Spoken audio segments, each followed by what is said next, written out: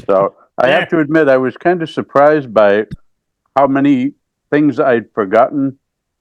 And then I remembered, wait, I wrote this stuff like 31 years ago. Why am I surprised I forgot Why are you this? surprised you forgot it?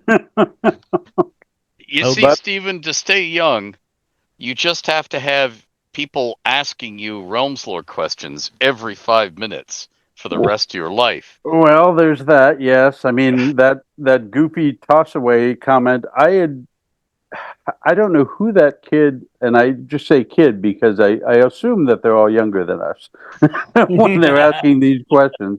But it's like, that question about what is the name of that street that runs south of the Font of Knowledge, it's like, I found it on Instagram, on Discord, on Facebook, and I don't you wait a touch for somebody to answer before you start spreading this question everywhere. And that's why I just threw that answer out there. But when I looked at the blank map that he sent, I hadn't realized, oh wait, yeah, that's Blackstaff Tower right there. So right. There might be a duplicate name because I know that somewhere in there I labeled something as Zelfar's Walk because of Kelvin's son. Mm-hmm. Well, but you got the Sword Street that goes down by Blackstaff Tower. You have Chaucel's Race above that area. But I'm guessing the Sword Street goes all the way down. Yeah, it does. But there is no name for that street there, Stephen. Yeah, you got to remember that TSR renamed everything when they did City System. As in, they put in names for all the staffers and so on. And one of the things I learned when I was doing this Athcliath thing for Fate of the Norns, is they moved the streets dozens of times because whenever the church was finally allowed to move in, as in the Christian church, they would buy up huge things, tear down the slum to get rid of it because we're going to improve this area by kicking out all the prostitutes and putting in our prostitutes, and then and then they would knock down several city blocks, rebuild stuff with gardens and large and then put the name of the old streets they demolished back in a different place but nearby, and this went on over and over and over again for centuries. So the names have survived, but the streets keep moving. That bear those names. The only distinction is you've always said that the foundations remain.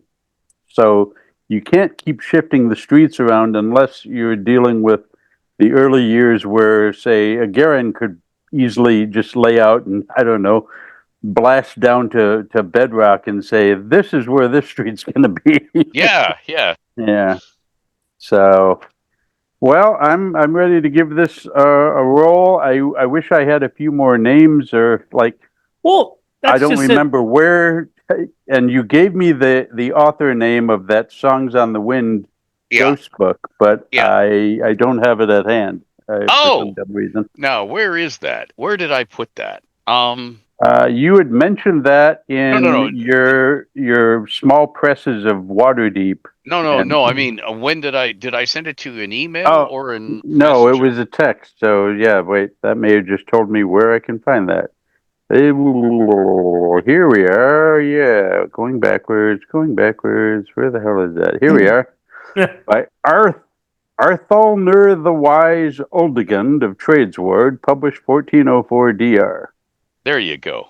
Write that into your article right now so we don't lose it. Yes, please. Write it down.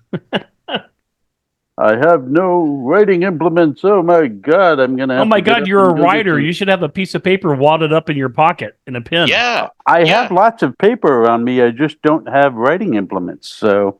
Blood. Use blood. Blood, yes. Use the blood of editors. I will take this M&M and use the blood of editors. That's what they're for. What They Whisper to Me is another book called by Teresa Mendiver of Northward, published 1426. Yeah, there you go. You're getting all this. We're recording, right? Yes, we're recording right now. Excellent. Oh, dear. Excellent. So I have 7 other haunts. Okay, well, hold on a second here. So Okay. what we're gonna do, we'll do an introduction here. Not gonna make it a formal anything, but well, basically, what our tour today is Waterdeep, the Ghost Walk. So Steven Schend, one of our guests here today, basically wrote an article back in the bowels of when he was with was it WotC or TSR when you wrote it? TSR, right? No, TSR. it was Wizards when I wrote The Ghost Walk. the Realms by Night. The Realms Okay. by Night articles, those Yeah. were online, and when I started at TSR, online was not a thing that existed. Yeah, True. it was until a couple of years in. Wasn't that run by Stephen? By Reynolds? Sean Reynolds was one of the early webmasters. Webmasters. Yeah. I'm trying to remember So, if he was before Jim Butler or after. I can't recall, but well, I'll pull up when we do publish this. I'm going to put into the video the address or the web link for the Realms by Night. Okay. Because I think you just did the Ghost Walk and that was it. You didn't do any others. I did. There were 9 articles. Right, but after that you didn't. But they were all Waterdeep. They were all yeah. I didn't do anywhere after else. that, you didn't do anymore. So the Realms by Night became Waterdeep by Night. Yeah, and I could easily do it, but Well, I think in the future maybe we can hope that you'll get into like maybe Suzale or Cormier or Kazir by Night. You know, I don't know. Neverwinter needs a few more ghosts just to scare the pants off of some of those snooty people. Don't do Shadowdale by Night. All you have is a naked Elminster walking around casting spells with his wand. I'm glad we're recording. Next, in other ways to get people to build privacy fences for you. That's right. Yes, 1370, we implemented the privacy fence in Shadowdale after. Oh dear. So everybody will be able to check out those articles that you wrote, which you had. Okay. I'm so glad you sent. Give those me to one sec. I'm going to go grab a pen or pencil, whatever I can find. But all right. Yes. Okay. So and the first one it starts out is the Veiled Lady of Sale Street. Mm-hmm. Okay, and in case anybody needs to know where that is, I actually have it pulled up here. And we can share that and they can see it. So there is Sale Street right here. Yeah. That's right along the docks. Right along the dock. Of course, a good ghost story starts with docks. You know that. And right up there off the map, just up the top, that's Castle Waterdeep, but there's Mert's Mansion, and is that which here? is now Laurel. No, that's Pergirin's Palace, my boy. And sorry. That other one is Castle Waterdeep. No, we're going south of Mount Waterdeep, down towards the docks. You'll find Mert's Mansion in there. Is it one of these? Yes. You got it. That's it right there. The one with the gray circle. Just right here. Yeah. That's Mert's Mansion. Except it's now Laurel's Mansion. They changed the shape of it again. And this is the House of Two Hands right here. Mm-hmm. And, look, I can click on these. I didn't know that this interactive was. Oh yes, they're interactive. Oh yeah. So what I'm looking for. So the Veiled Lady of Sale Street. I don't remember. Let's see. The Ghost Walk of the Tavern. She appears randomly in the summer months. Okay. Very voluptuous Kalashite dancing girl clad in white silk veils and silver jewelry. Found most often in the Harlequin's Bells Fest Hall. Yes. So is there any particular area you would think that she would be hanging out the most along Sale Street? Because Sale Street's pretty big. I mean, you can see it here. Well, she is going to be far more limited in where you're going to find her. I would say limit her right around that fest hall that was noted. Exactly where on the map that is, I can't find right now. The Sailor's Own right here? No, the Harlequin's Bells. Yeah, there are some things not on this It's attraction. right where Sale and Dock Street meet. Yeah. Oh, So right in it here. should be that. No, the red corner. What is on Here? Or over here. over by Fishgut Court? What's that? Okay, Yeah, that's that one. this is the Soaring Pegasus. Huh. Well, they've moved stuff around then. Well, that's The Blazing Pasha would be one that has. Okay, where's Fish Street? Oh, there it is. Yeah, I maybe that the Pegasus, I guess, then just to the south and west of it, that I don't know if you can see my cursor, probably not. Just No. below that, the Pegasus thing, I would put the Harlequin's bells, because the Blazing Pasha, which is another ghost in that area, he always dashes out there, runs the length of Sale Street, and vanishes as his spirit steps onto Fish Street. Oh wait, no wait, that's you're right. So Sale, and where?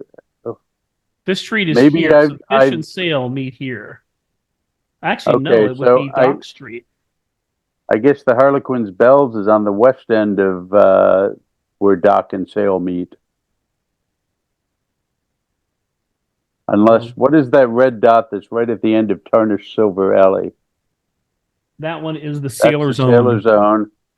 So maybe the littlest building right off of Lackpurse Lane and Sale Street on the south side of Sale Street. Right here?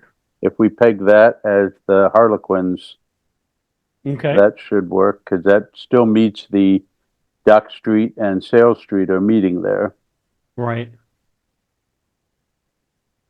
If you bend your brain a little, that is. Yeah. But it also still lets the Blazing Pasha work, because he will still race out there, run the length of Sale Street until he gets just about to Fishgut Court, and then he'll. So the Blazing Pasha is the Veiled Lady's first victim? Yep. Correct. Yep.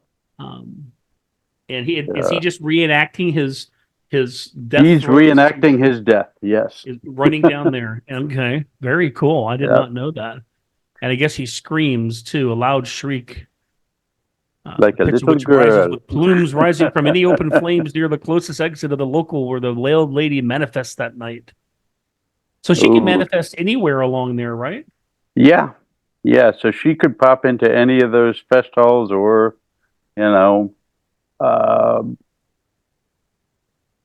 warehouses, whatever it might be. Heck, a little tea room. Right. Not that there is much demand for those in Dockboard, but. Right. But is it obvious that she is the Veiled Lady, or does she look like any other patron until she looks, when she appears, she looks like a normal mortal, simply coming from around a pillar or a corner, and she'll appear at random. And I'd say the biggest thing that might make her stand out is the fact that she's clad in white silk veils, and this ain't the cleanest of areas. So the fact that she's not covered in mud like the rest of the folk might be a tip-off. Well, what is it? What was it from Monty Python? How can you tell he's a king? He's not covered in shit. Okay. That's how we can tell. Yep. So yeah, her choice of targets is random and unexpected locations, but So yep. Okay. So anything to add to that, Ed? No. No. I have new ones. I don't want. No, go ahead then. You know what? Let's add new one. Let's go.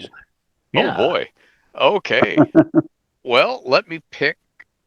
So the headquarters of the Watchful Order of Mages and Protectors. It has not one, but two hauntings. And remind us where the headquarters is. Well, we have to go a few wards over. Well, give me a street.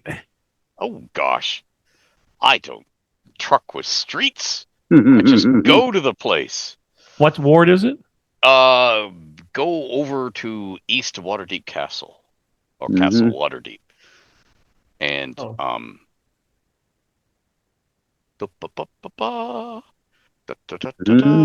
yeah. How far east? Well, not how far east. To the east. East, Okay, man. hold on.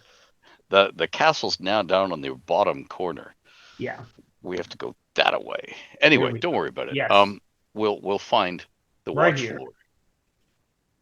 Aha. Yeah, I think, isn't it over in Trades Ward, or is it still in Castle Ward? It is. It's in Trades Ward. Anyway, don't worry about it. When you find the headquarters of the Watchful Order of Mages and Protectors, wherever it is in your campaign, there are count them, 2 haunts there. Yes. Oh, you've done this before. Yes. So the first one is Morondalhaver. And Morondalhaver is a deceased, but still with us somehow, member of the Watchful Order. And before you go too far, Ed, can you spell that? Mrandalhavur.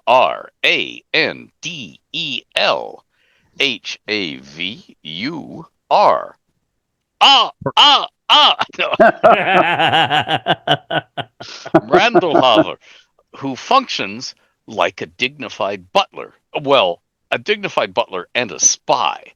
Because he's forever within the headquarters only, fading into visibility to intone, "Fellow Watchful, I fear a vandal is even now painting something obscene upon our back door." Or, "Fellow Watchful O'Blairin Holmder has just passed out in the red reading room. I've moved his tall glass so no books will be damaged if it spills, but I can do little to protect them should he vomit, so if someone more corporeal could check on him." So we have the ghostly Alfred Pennyworth for the Mages and Protectors. Got it. Yes, that's right. Yeah. Yes. Mm-hmm. Yes. Now there's a second haunting in the Watchful Order, and this is Cortrin Lunthrevenor. Cortryn. End of first name. Surname Lunthrevenour. Cortrin Lunthrevenor, who was blown apart in a magical experiment gone awry in the back spellcasting chamber. That's a really grand name for the East Cellar. Beneath the Watchful Order headquarters on the afternoon of the 4th of Kythorn, 1371 DR, and ever since the onset of the spell plague, has wandered around the entire city as a spectral pair of eyes and disembodied pair of withered but not skeletal spectral hands that fly about silently, accompanied by his last whispered words. "Perhaps if I just..."